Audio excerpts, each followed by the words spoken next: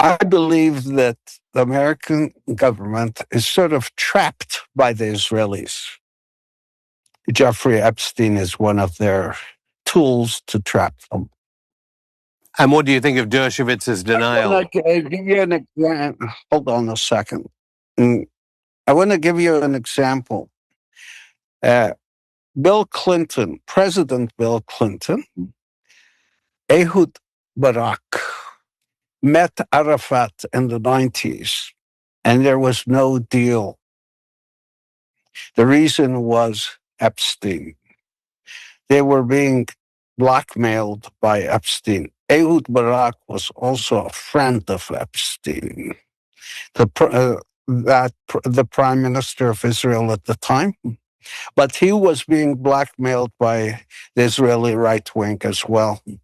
And they stopped an agreement with Arafat.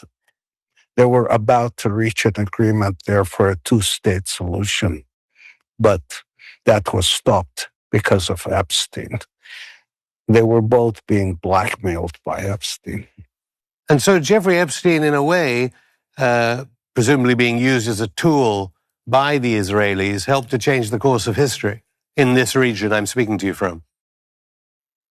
Of course, a change thing, and they trapped a number of U.S. presidents by using Jeffrey Epstein. And it wasn't only about sex, it was also the money issue. Where was the money coming from? But everything is stuck over Gaza. And I believe the Israelis have the American government captive due to what happens with Epstein, or what happened in the past with Epstein. Rupert Murdoch, newspaper, Wall Street Journal, put out that card or something, a birthday card Trump sent to Epstein. Where do you think they got it from? And I don't think Trump wants to continue this war or the genocide. I think it's the Israelis holding him back.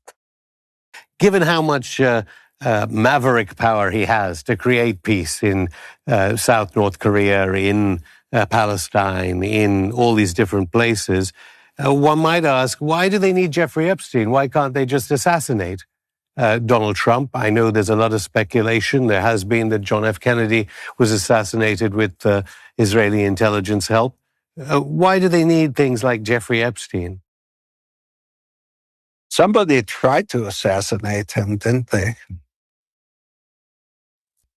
Before the election. It doesn't always work. I'm not sure what's going to happen because, people look at these pictures of starving children all over the world, and there's a lot of pressure on these politicians to say enough, to tell them enough is enough. I'm not sure how far this will go. And I think the Israelis are committing harakiri on themselves, or by doing this, because eventually they will be stopped.